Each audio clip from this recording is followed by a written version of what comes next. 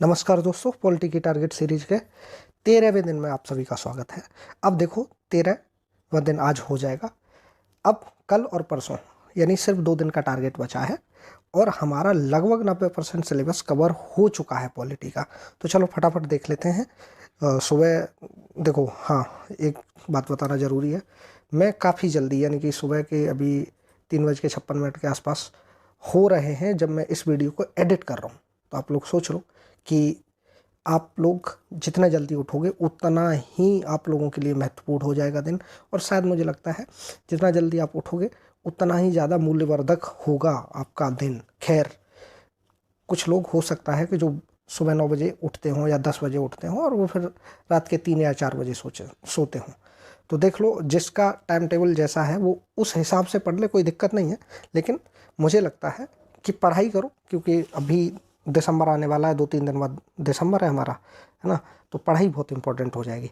खैर, अब देख लेते हैं कि 12वें दिन हमने फटाफट क्या पढ़ा था, ये इसको फटाफट देखते हैं। तो 12वें दिन 4 शिफ्ट में अपनी पढ़ाई डिसाइड होनी थी। कॉन्स्टिट्यूशनल बॉडीज़ के बारे में पढ़ा था और 30 पेज का अपना टारगेट था। उम्मीद है कि नोट्स कुछ लोगों ने बनाए होंगे और कुछ लोगों ने हो सकता है कि नोट्स नहीं बनाए हों। तो ये इसका जो नोट्स हैं टेबुलर फॉर्म में वो मैं प्रोवाइड करूँगा, ये मैंने बोल ही दिया था आप लोगों से।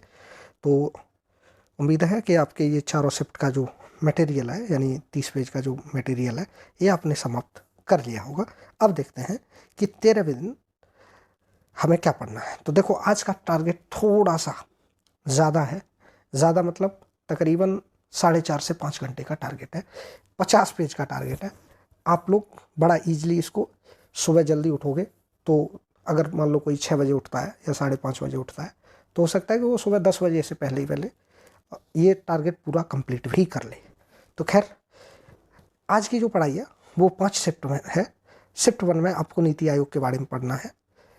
शिफ्ट 2 में आपको राष्ट्रीय मानवाधिकार आयोग और राज्य मानवाधिकार आयोग के बारे में पढ़ना है। शिफ्ट 3 में आपको केंद्रीय सूचना आयोग और राज्य सूचना आयोग के बारे में पढ़ना है। शिफ्ट 4 में आपको केंद्रीय सतर्कता आयोग, केंद्रीय अन्वेषण ब्यूरो और राष्ट्रीय अन्वेषण अभिकरण यानी NIA के बारे में पढ़ना है। और 5वीं शिफ्ट में आपको लोकपाल और लोकायुक्त और राष्ट्रीय आपदा प्रबंधन प्राधिकरण इसके बारे में पढ़ना है। राष्ट्रीय आपदा प्रबंधन प्राधिकरण लगभग हर साल न्यूज में रहता है, क्योंकि अपना इतना बड़ा देश है, कहीं ना कहीं नेचुरल डिजास्टर आता ही रहता है। खैर, इन 5 जो शिफ्ट हैं उनका PT और मेंस के लिए क्या योगदान है, इसका बिल्कुल ठीक कल जैसा ही रहेगा। जैसा मैंने बताया कि इनमें अगर मेंस से ओरिएंटेड कोई क्वेश्चन आता है तो वो अपना विजन की जो मेंस 365 आती है उससे कंप्लीट हो जाएगा। ठीक है, तो हमें अभी इसको PT ओरिएंटेड ही पढ़ना है। ठीक है, ज़्यादा हमें सोचना नहीं है। PT के लिए टेबुलर फॉर्म में नोट्स बनाने हैं, अगर बना सकते हो तो। नहीं तो शॉर्ट नोट्स बना सकते हो तो वो बना लो, और वो भी नहीं कर सकते तो सबसे आसान तरीका ये है कि ये जितने भी चैप्टर हैं इन चैप्टर का जो पहला पेज है उस पेज पे कुछ स्पेस होता है पॉलिटी में, लक्ष्मीकांत में। उस स्पेस पे इसकी जो फैक्चुअल लाइन है, जो फैक्चुअल चीज़ें हैं इन चैप्टर्स की, वो लिख लो। ठीक है, इतना कर लो।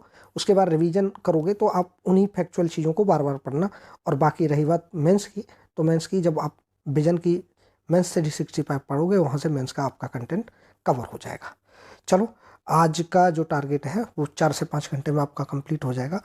तो मैं उम्मीद करता हूँ कि आप लोग समय से पहले आज का टारगेट कंप्लीट कर लोगे। और इसके बाद हम मिलेंगे कल। बहुत बहुत धन्यवाद। नमस्कार।